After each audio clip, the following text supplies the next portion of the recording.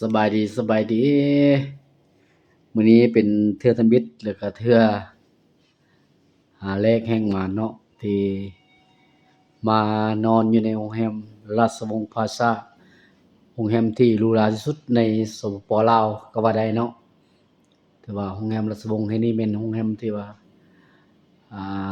มีความสูงอยู่ประมาณ30กว่าชั้นแต่ข้าพเจ้าที่จะมานอนนี่แม่นอยู่ในชั้นที่18ชั้นที่18 เนาะ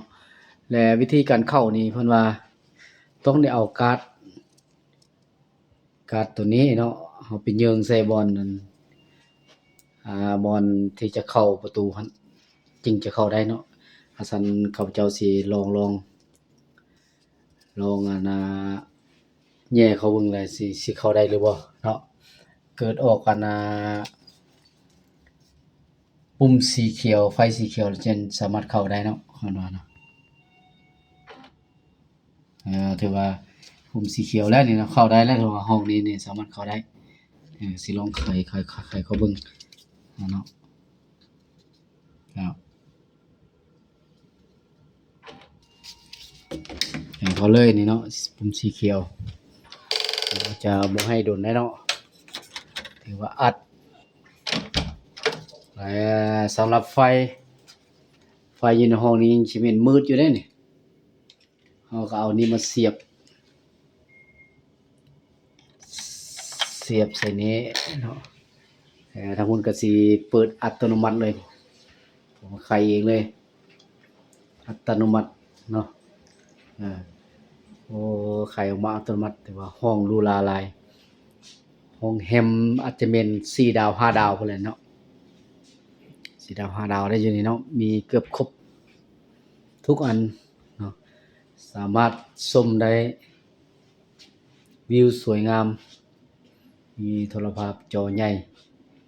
บรรยากาศของห้องเนาะโอ้สุดยอดหลายโรงแรมราชวงศ์พลาซาเด้อพี่น้องเด้อถ้าเฮาอยากเบิ่งวิวของนครหลวงเวียงจันทน์ว่าซั่นซะเนาะนี่เฮาก็สามารถแนมเบิ่งได้เพราะว่าอยู่นี่มันอยู่ชั้นที่18ชั้นที่18ของนครหลวงเวียงจันทน์พุ่นรถกำลังแล่นโอ้รถกำลังแล่นนี่เนาะตอนเวลาประมาณ5โมงแลงที่เราเห็นอยู่พุ่นก็แม่นหลังสีใหญ่ๆนั่นก็แม่นหอประชุมแห่งชาติเนาะของสปป.ลาวแล้วก็ตัวพู้นนี่สีแดงๆตัวพุ่นก็แม่นอ่าห้องว่าการศูนย์กลางพรรคหรือว่าห้องการคณะจัดตั้งศูนย์กลางคณะกวดกาอาจจะแม่นอยู่หั่นเนาะแต่ก็ข้อมูลละเอียดในกันบ่ทันรู้แน่นอนแต่ว่าที่แท้ๆแน่นอนน่ะแม่นอันนี้แม่นมุมสูงของนครหลวงเวียงจันทน์อาจสิแม่นแบบซี้บ่ทันเห็นอันนี้เป็นจุดท่านสูงสุดเนาะอันนี้เป็นจุดที่ชั้นที่18ของโรงแรมราชวงศ์พลาซาพี่น้องเฮาเนาะนี่ก็อาจสิประมาณนี้จังไดก็ตามแต่ท่านใดที่ยังมาพักมาเช่ามาท่องเที่ยวก็มาใช้บริการได้โรงแรมราชวงศ์พลาซาเด้อพุ่นแหละสามารถเห็นวิวสวยๆงามๆของนครหลวงเวียงจันทน์แนมเห็นเลยว่าสูงส่ำใดลักษณะนี้ที่เห็นนี่ก็แม่นอาจจะแม่นโทรภาพและวิทยุกระจายเสียงแห่งชาติลาวโอ้กว้างอีหลีนครหลวงเวียงจันทน์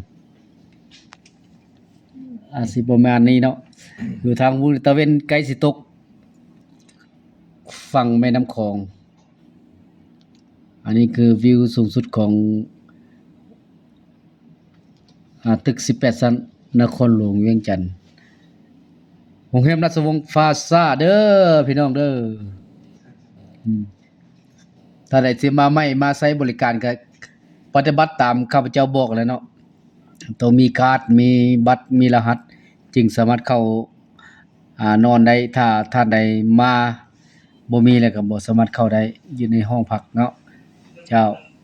ขอขอบใจที่ท่านติดตามชมติดตามรับฟังเนาะขอขอบใจ ห้องน้ำมันคือกดบ่ลงจ้ะอันนั้น